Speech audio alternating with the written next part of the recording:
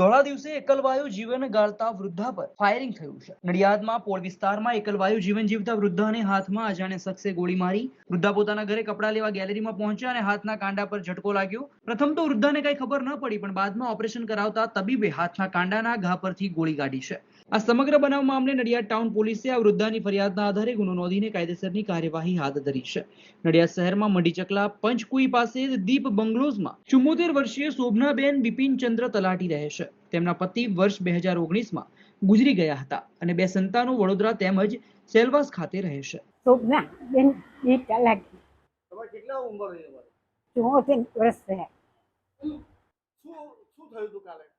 કાલે કપડાં સૂકવેલા લેતા જતા પહેલો રૂમાલ લેતા જ મને એકદમ કશું વાગ્યું એવું થયું ને લોહી નીકળવા માંડ્યું. તો મને કશી ખબર નહીં કે શું વાગ્યું છે. તે પછી સામેથી એક ભાઈ બેઠેલા હતા, એમને બોલાયા ને અડધર માગી અડધર દબાઈ તો લોહી તો ચાલુ જ રહ્યું.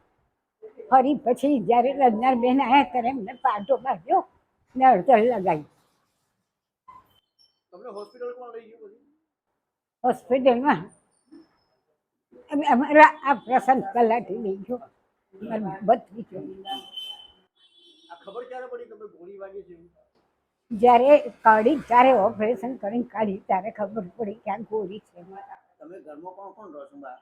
હું એકલી જ રહું છું. તમે એકલા જ રહો છો એમ? હા. અહીં નડિયાદ મુકામે તેઓ એકલા જ રહે છે. શોભનાબેન પતિના પેન્શનથી જીવન નિર્વાહ કરે છે. ઘરકામ અને રસોઈ બંધાયેલા છે. શોભનાબેનનું મકાન 3 માળનું છે, જેમાં ગ્રાઉન્ડ ફ્લોર પર તેઓ રહે છે. પ્રથમ માળે રસોડું તથા બેઠક રૂમ આવેલ છે. 28મી ઓગસ્ટ 2024ના રોજ સવારના 11 વાગ્યાના સુમારે શોભનાબેન તલાટી પોતાના મકાનના પ્રથમ માળે ગેલેરીમાં તાર ઉપર કપડાં સૂકવેલ તે કપડાં લેવા ગેલેરીમાં ગયા. કપડાં લેવા હાથ ઊંચો કરતા તેમને ડાબા હાથના કાંડાના નીચેના ભાગે અચાનક કંઈક ઝટકો લાગ્યો હતો. શરૂઆતમાં તો તેમને કંઈ ખબર ન પડી. બાદમાં લોહી નીકળતા તેમણે બૂમાબૂમ મચાવી હતી, જે બાદ ઘરગથ્થુ ઉપચાર કરીને નજીક આવેલ દવાખાને લઈ જવામાં આવ્યા હતા. તબીબે એક્સરેનું જણાવતા તેમના સ્વજનોએ એક્સરે કરાવતા શોભનાબેનના હાથમાં મેટલ જેવું એક્સરેમાં દેખાયું હતું, જે બાદ તુરંત જ સારવાર અર્થે નજીકની ખાનગી હોસ્પિટલમાં સારવાર અર્થે લઈ ગયા હતા, જ્યાં તબીબે આ વૃદ્ધાના હાથમાંના કાંડા નીચે ઓપરેશન કરી અંદરના ભાગેથી ગોળી બહાર કાઢી હતી. હાલ વૃદ્ધાનું સ્વાસ્થ્ય સંપૂર્ણ સ્વસ્થ છે અને આ બનાવ સંદર્ભે વૃદ્ધ શોભનાબેન તલાટીએ કોઈ અજાણ્યા ઇસમ સામે નડિયાદ ટાઉન પોલીસ મથકે ફરિયાદ નોંધાવી છે. વૃદ્ધા શોભનાબેને મીડિયા સાથેની વાતચીતમાં જણાવ્યું કે હું કપડાં લેવા ગેલેરીમાં પહોંચી 11 વાગ્યાના અરસામાં ત્યાં જ હાથમાં ઝટકો વાગ્યો હતો અને એ બાદ હાથના કાંડાના નીચેના ભાગેથી લોહી વહી રહ્યું હતું, જે બાદ પડોશીઓ દોડી આવ્યા હતા અને ઘરમાંથી હળદર લાવીને લોહી વહી રહ્યું હતું ત્યાં લગાવ્યું હતું. બાદમાં નજીકના દવાખાને લઈ ગયા અને ત્યારથી એક્સરે પડાવવાનું કહેતા અને એ બાદ માલુમ પડ્યું હતું. ઓપરેશન કરનાર ઓર્થો સર્જન ડોક્ટર નીરવે જણાવ્યું, ગતરોજ મારી પાસે ઝટકો લાગવાથી પડી જવાની હિસ્ટ્રી સાથે આ વૃદ્ધા દર્દી આવ્યા હતા. એક્સરેમાં કોઈ મેટલ જેવું વસ્તુ દેખાતા અમે ઓપરેશન કર્યું ત્યારે અંદરથી બુલેટ નીકળતા અમે પણ આશ્ચર્યચકિત થયા હતા.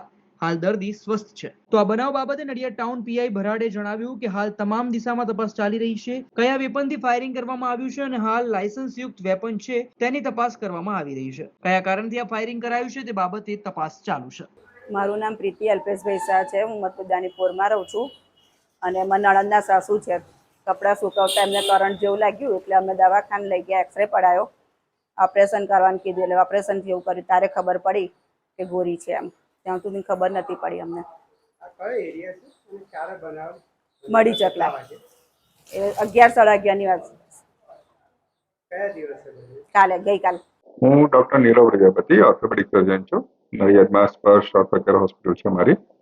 મારા ત્યાં ગઈકાલે શોભનાબેન તલાટી બપોરના સમયે લગભગ 1 વાગ્યાની આસપાસ પડી જવાની બાબતની હિસ્ટ્રી લઈ અને સારવાર માટે આવ્યા હતા. તેઓએ જણાવ્યું કે તેમને કંઈક કરંટ જેવું હાથમાં લાગ્યું ડાબા હાથમાં અને પડી ગયા. તેઓનો ડાબા ભાગનો અમે એક્સરે કર્યો હાથનો, જેમાં એક ફ્રેક્ચર હતું અને સાથે મેટલની ફોરેન બોડી હાથમાં દેખાતી હતી. દર્દીને સમજાવ્યું કે આને ઓપરેશન કરી અને જે ફોરેન બોડી છે એને કાઢવી પડે, એટલે જરૂરી રિપોર્ટ સાથે કરાવી અને અમે તેઓને ઓપરેશન માટે લીધા. ઓપરેશન દરમિયાન અમે એ જે ફોરેન બોડી કાઢી તો એ બુલેટ હતી અને તે અમારા માટે બી સરપ્રાઈઝ જ હતું કે આ બુલેટ અંદરથી કેવી રીતે આવી. જે દર્દીને ઘા હતો એ બી એક એન્ટ્રી વુન્ડ, બુલેટનો એન્ટ્રી વુન્ડ હોય એના જેવો જે ઘા હતો. આ બાબતે બુલેટ ક્યાંથી આવી કેવી રીતે વાગી એ બાબતની જાણ દર્દીને કોઈ છે નહીં.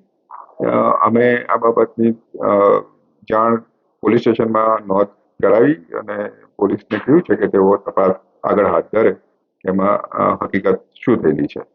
દર્દી હાલ કેવી પરિસ્થિતિ છે? દર્દી હાલ સારી પરિસ્થિતિમાં છે અને એમને હવે ડિસ્ચાર્જ કરી દઈશું. જે ફ્રેક્ચર છે એની માટે પ્લાસ્ટર ટ્રીટમેન્ટ કરેલી છે